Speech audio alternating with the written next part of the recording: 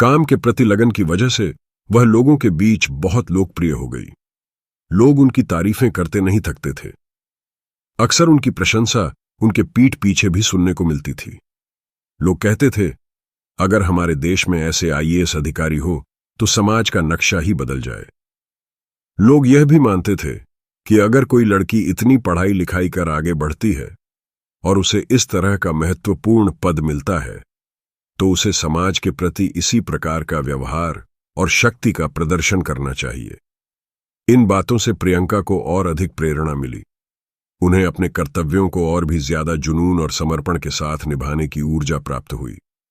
प्रियंका, जो अब एक अनुभवी आईएएस अधिकारी बन चुकी थी, अपनी नई पोस्टिंग पर दूसरे जिले में पहुंची। वहां का हाल देखकर उनका मन विचलित हो गया। उस जिले की स्थिति बहुत ही दयनीय थी। न तो सड़कें सही थीं, न ही न्यायपालिका का कामकाज सुचारू रूप से चल रहा था। पुलिस चौकियां, थाने और कोतवाली की व्यवस्था बदहाल थी। गांवों में भ्रष्टाचार अपने चरम पर था। दबंग लोग कानून को अपने हाथ में लेकर मनमानी कर रहे थे और गरीब मजबूर जनता को कोई सहारा नहीं था। सरकारी स्कूलों में पढ़ाई लिखाई का नामो निशान तक नहीं था। शिक्षा की स्थिति इतनी खराब थी कि बच्चे स्कूल जाना ही छोड़ देते थे। कुल मिलाकर पूरा सिस्टम ध्वस्त था। प्रियंका ने जैसे ही अपनी जिम्मेदारी संभाली, उन्होंने चारों ओर का दौरा करना शुरू किया। उन्होंने देखा कि लोग बेहद मुश्किल हालात में जीने को मजबूर थे। हर जगह बदहाली और भ्रष्टाचार का बोलबाला था। यह सब देखकर प्रियंका के भीतर एक आग जल उठी। उन्होंने ठान लिया कि इस स्थिति को बदलना है। एक दिन उन्होंने एक स्थानीय गरीब व्यक्ति को अपने कार्यालय में बुलाया और उससे जिले की असली स्थिति के बारे में जानकारी मांगी। उस व्यक्ति ने कहा, मैडम, यहां की व्यवस्था तो बहुत ही खराब है।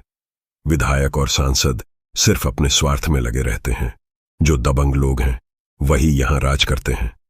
गांव के लोग रोज दहशत में जीते हैं और नेता सिर्फ जनता को लूटने का काम करते हैं। उसकी बातें सुनकर प्रियंका और भी दृढ़ संकल्पित हो गई। उन्होंने मन ही मन सोचा कि अब इस जिले का नक्शा बदलना ही होगा। तो दोस्तों, आईएएस साहिबा, प्रियंका ने जब यह महसूस किया कि जिले की व्यवस्था को सुधारने के लिए सबसे जरूरी है शिक्षा व्यवस्था को सही करना, तो उन्होंने इसे अपनी प्राथमिकता बना लिया। उन्होंने सोचा, शिक्षा ही वह आधार है जिससे समाज का भविष्य सुधारा जा सकता है।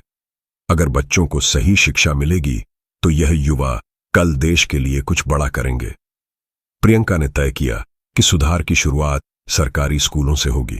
उन्होंने कहा, सबसे पहले मैं इन स्कूलों को सही ट्रैक पर लाऊंगी और फिर धीरे धीरे पूरे सिस्टम को सुधारने में जुट जाऊंगी। यह मेरा वादा है। अगले ही दिन उन्होंने एक योजना बनाई।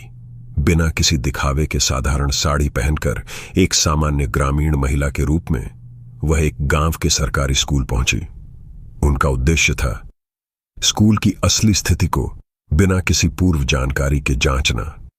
जब वह स्कूल पहुंची तो वहां का हाल देखकर वह हैरान रह गई। स्कूल में न तो शिक्षक सही समय पर मौजूद थे और न ही बच्चों को पढ़ाई लिखाई सिखाई जा रही थी। कुछ बच्चे इधर उधर खेल रहे थे तो कुछ स्कूल के बाहर बैठकर समय बिता रहे थे। प्रियंका ने देखा कि शिक्षा का हाल बद से बदतर हो चुका था। वहां पहुंचकर उन्होंने बच्चों और गांव के लोगों से बात की। उन्होंने धीरे धीरे यह समझा कि समस्या केवल स्कूल में नहीं बल्कि पूरी व्यवस्था में है। लेकिन उन्होंने हार मानने के बजाय मन में ठान लिया कि वह इस स्थिति को बदल कर रहेंगी। यह उनका पहला कदम था और वह जानती थी कि यह सफर लंबा है, लेकिन उनकी हिम्मत और इरादे अडिग थे। दोस्तों, जब प्रियंका स्कूल पहुंची तो वहां के माहौल को देखकर उन्हें काफी हैरानी हुई। स्कूल में करीब 100 से 50 बच्चे थे, लेकिन हालात बहुत खराब थे। प्रियंका ने पहले ही अपने ड्राइवर और गनर से कह दिया था कि वह 1 से 1.5 किलोमीटर पहले रुक जाएं और वह पैदल स्कूल जाएंगी। उनके साथ पुलिसकर्मी भी नहीं थे। सिर्फ उनका मोबाइल फोन था जिससे वह जरूरत पड़ने पर उन्हें बुला सकती थी। प्रियंका ने यह फैसला लिया था कि वह बिना किसी दिखावे के सीधे तौर पर स्कूल का निरीक्षण करेंगी। जब वह स्कूल पहुंची तो वहां के चपरासी और शिक्षक सब चौंक गए। उन्हें यह समझ में ही नहीं आया कि यह महिला कौन है जो बिना किसी सुरक्षा के एकदम सामान्य तरीके से स्कूल में आ गई है। प्रियंका ने अपनी पहचान छिपाते हुए खुद को एक साधारण महिला बताया। उन्होंने कहा, मैं पास के इलाके में रहती हूं और हाल ही में यहां एक घर लिया है। मेरे 2 बच्चे हैं, एक लड़का और एक लड़की, जिन्हें मैं इस स्कूल में भर्ती करवाना चाहती हूं। इसीलिए पहले स्कूल की स्थिति को देखना चाहती थी ताकि बाद में निर्णय ले सकूं। शिक्षकों ने सोचा कि यह एक साधारण महिला है और उन्होंने उसे स्कूल के बारे में सभी बातें बतानी शुरू कर दी। उन्होंने बताया कि स्कूल में यह है, वह है और बच्चे यहां अच्छे से पढ़ाई कर रहे हैं, लेकिन उन्हें यह नहीं पता था कि जिस महिला से वे बात कर रहे थे वह खुद उस जिले की डिस्ट्रिक्ट कलेक्टर यानी कि अहिबा प्रियंका थी। प्रियंका ने खुद से फैसला लिया कि वह कमरे में जाएंगी और बच्चों की पढ़ाई का निरीक्षण करेंगी। उन्होंने एक बच्चे को उठाया और कमरे में जाकर स्थिति का जायजा लिया।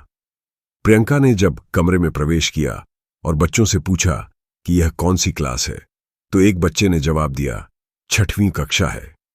प्रियंका ने उससे पूछा कि अब तक वह क्या पढ़ चुका है।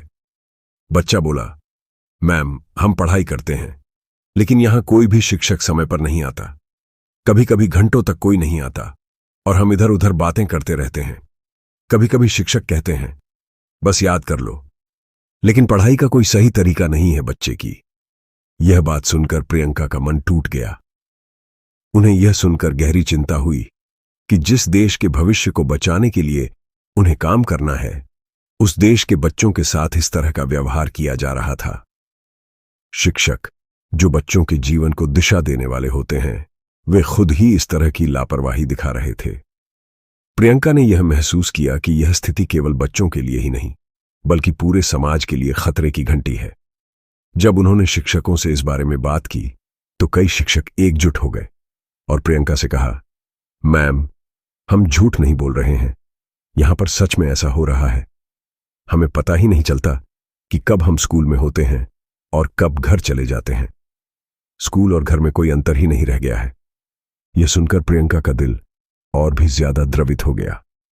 उन्होंने ठान लिया कि वह इस स्थिति को बदल कर रहेंगी। अब उनका मुख्य उद्देश्य इस स्कूल की स्थिति को सुधारना और बच्चों को वह शिक्षा देना था जिसके वे हकदार थे। प्रियंका को जब बच्चों और शिक्षकों की बातें पता चली तो उनका गुस्सा और दुख दोनों एक साथ बढ़ गया। उन्होंने तुरंत अपने ऑफिस में जाकर स्कूल के प्रधानाचार्य और संबंधित अधिकारियों से पूछताछ शुरू की। उन्होंने स्कूल की सभी फाइलें और रजिस्टर जांचे और फिर जो निष्कर्ष निकाला वह सबको चौंका देने वाला था। प्रियंका ने निर्णय लिया कि अब से स्कूल में जो भी शिक्षक या कर्मचारी काम कर रहे हैं उनके खिलाफ कार्रवाई की जाएगी। उन्होंने स्पष्ट शब्दों में कहा, आप लोग बच्चों को गलत तरीके से पढ़ा रहे हो और अपनी जिम्मेदारी से भाग रहे हो।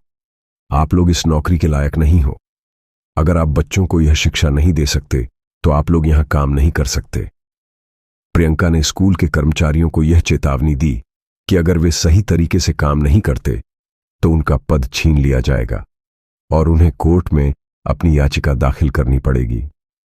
उन्होंने यह भी कहा कि अगर कोई अपनी गलती सुधार है तो वह वापस आ सकता है, लेकिन जो लापरवाही करेगा उसे बर्खास्त कर दिया जाएगा। इसके बाद प्रियंका ने जिले से बाहर जाने का निर्णय लिया और वहां की व्यवस्था को सुधारने के लिए दूसरे स्थानों पर काम करने लगी।